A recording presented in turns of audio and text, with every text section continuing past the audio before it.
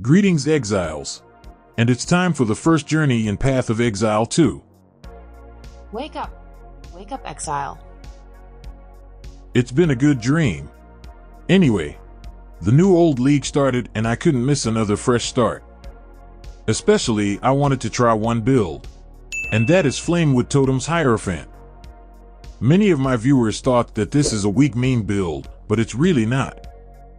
A year ago, I already made a video about this build on SSF, and then I managed to kill all Uber bosses. So the build is really strong, and I wanted to return to it in Trade League for a long time, because here I have easy access to cool items. In addition, in the game there are these bad boys that will further improve our build. But as always, let's start from the beginning. Rolling Magma and Holy Flame Totem. Pretty standard start for a Hierophant. At level 38, when I had access to multiple totem support, I made a swap to Flamewood Totems. And honestly, this is not the best decision if you want to finish the campaign as fast as possible. But personally, I don't care if I spend 40 minutes more on the axe, because I like to swap to my main skill as early as possible. Unfortunately, nothing interesting happened in the axe. No lucky drop. Or good gems in the lab. So there will be an ethical start. The boring part is over and it's time for fun. Now let's talk a little bit about this build. Many of you may think that this is a pretty clunky and slow build. But it really isn't. We place our totems, and thanks to this mastery, enemies attack them and activate our Flamewood support. After that, they die instantly, and we use shield charge and move to the next pack of monsters. Pretty fun gameplay with average clearing speed. Also, our single target DPS is pretty good even with mediocre gear. We will of course have nuances with some content, but I will talk about that later when I do this content. I also use Wave of Conviction with mines. The main purpose of this skill is to inflict exposure and frenzy charges generation. And sometimes we need to kill weak and pesky monsters that for whatever reason do not want to attack our totems. Important note, in my videos I never want to sell you builds from my zero to hero videos. I do not want to make a video about the best build that destroys all content in 1 second, and you do not even need to press the buttons for this. I just play what I want and do what I like. That sounds pretty selfish, but it is what it is. I'm just showing my progress, journey, and interesting moments. Okay, let's buy some new items because it's time to change my gear because I'm still using what I found on the ground in the axe. The key item for this build. Best in slot. Crazy gloves that give us 150% more damage and 4 additional projectiles. And considering the fact that our skill can shotgun, for additional projectiles is a lot of single target damage. Of course, Black Zenith have their downsides, but we can ignore them completely. The main downside is the cooldown increase, but it doesn't work on our totems. As you can see, I can easily use totems without any cooldown whatsoever. But our Avenging Flame from Flamewood support will now have a cooldown of 5 seconds instead of 1. And this may sound terrible, but it's not. During mapping you don't notice it because everything dies from one volley, then we summon a new totem that will no longer have a 5 seconds cooldown. So we just spam out totems. Speaking of which, these are our endgame gloves and we only spent 10 chaos orbs. Since we will use our main skill in these gloves, we don't need 6 links, and this is another big advantage at the start of the league.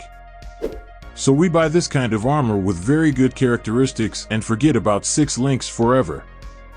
I also need a new scepter with +1 to all skill gems because this is the best way to increase our damage.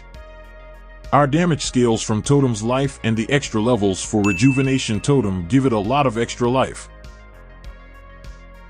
We also need a free prefix so we can make benchcraft like this. Now I can continue unlocking my atlas. I'm going to start with an atlas like this. It's pretty standard. And its main goal is to complete as many maps as possible and get access to the first 2 Voidstones. Nothing special. Last lab and again without good gems. Unlucky. Speaking of which, it's already time to kill the first quest bosses, and I still found 0 divine orbs. Maybe I forgot to turn on my streamer client. Anyway, last purchase and we can go for our Voidstones. Pretty easy battle because almost all attacks of this boss activate our totems. And our defense is enough to ignore almost all of this boss attacks.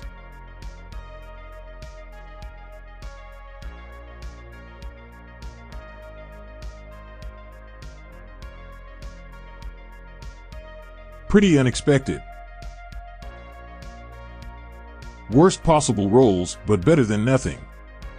And another boss. Again, a pretty simple battle. We just put totems and sometimes dodge attacks.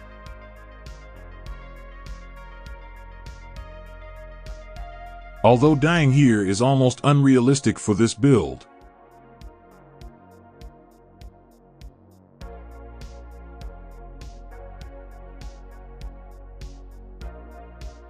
Easy. And one singular Katarina. Well, why not? Cool helmet, by the way. As you can see with the basic gear, we can easily complete our Atlas and get our first Voidstones without any problems. Wow. Nice ring I need for the endgame version of this build. But I think it's better to sell it now. And buy something more useful. Like this jewel. Another key item for us that gives us a lot of damage. I think it's a fair trade. Now, I need a new Atlas because I need currency for future upgrades. And I've decided to go with this strategy. Destructive play because I need maps for Maven's invitations to get access to the last Voidstones. Also, sometimes we will find some pretty interesting gems. Like this one. Or even like this one. Well, and of course the ritual, because I love this mechanic especially after the last rework. But I will use it in a slightly different way. I will skip all rituals except Nameless because there are guaranteed to be good items there. Very good. It may not seem optimal, but I like this kind of ritual strategy.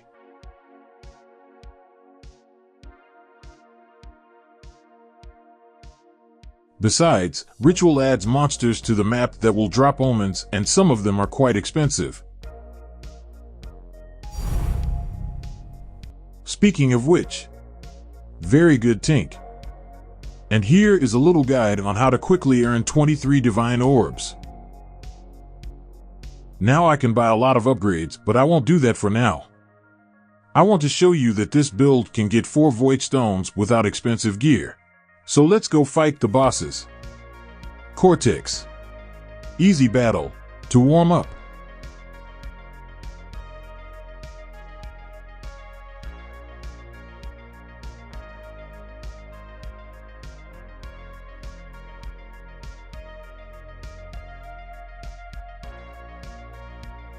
The Shaper.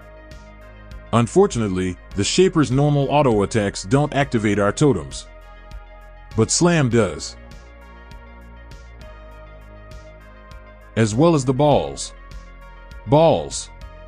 You know what I'm talking about. But overall, no problems with this boss.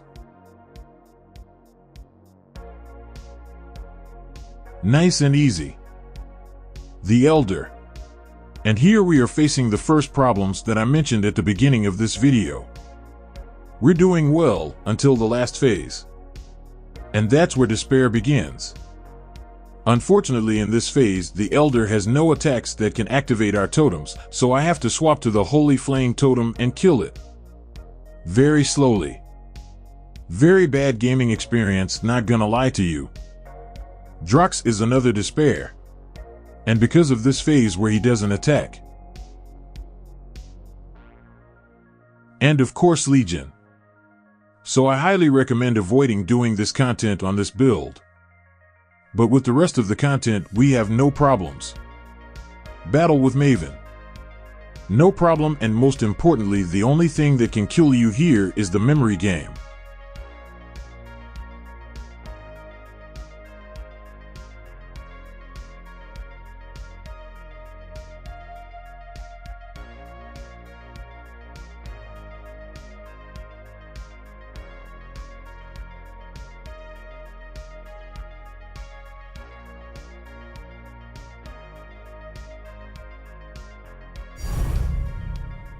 Surprisingly good loot.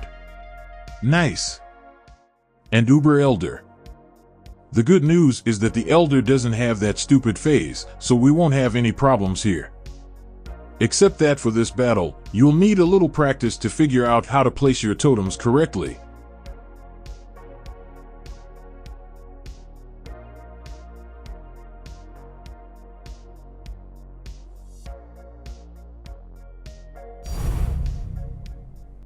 No way. Tink again. Interesting. That's a pretty good watcher's eye. Alright. As you've seen for yourself, all 4 Voidstones are mine and I use cheap items to get them. The only relatively expensive item is Rain of Splinters, and to be honest, if this was a normal league with a lot of players and no hyperinflation, this jewel would be much cheaper. Anyway, another stage of my journey is over and now I can go shopping. Ah yes. I almost forgot. The 6th slot for the map device.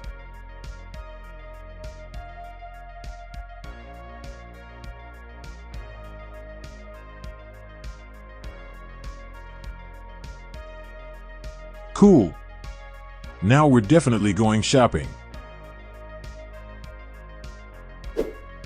A new amulet. With dexterity, life, and open suffix. As a bonus, I got projectile speed. And this is a pretty useful characteristic that makes our gameplay more comfortable because our totems do damage faster. Benchcraft.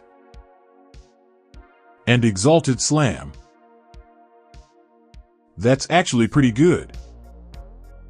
Catalysts. And of course, Anointment.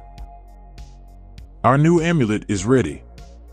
As an alternative, you can use these amulets, but personally I don't like them. They give us a lot of damage, but for the sake of damage we sacrifice our defense, and I think it's not the best choice. Besides, in this league it is not realistic to buy these unique amulets. Next up is our endgame weapon. Oh my god. What's with these prices? I still can't get used to the prices in this event. They scare me and I constantly think I'm being scammed. A cool unique item that gives us a lot of life and damage. And another key item for us. A unique shield that makes us practically immortal on maps. As long as we don't do anything really stupid. So a broken item and a must-have item for us. New boots. And again, a mini guide. How to do 4 off colors on any item. Also, I need a unique jewel like this. But they're not on sale. As well as Blessing. It would also be nice to replace my belt and helmet. But for that I need essences and harvest juice, but I have problems with those too. There are few of them on the market and the prices are quite high. So it's time to turn on solo self-found plus mode. If you want to get the items you need, just find them by yourself. So it's time for a new atlas. Breach, harvest, and essences. Quite a strange combination, but let's see what happens. But that will be in part 2 of my journey because it's time to say goodbye. I hope you enjoyed this video and found it useful. Thank you all for watching and commenting. I appreciate it. Also, I will be very grateful for your likes and subscription. Bye everyone, and see you in the new video.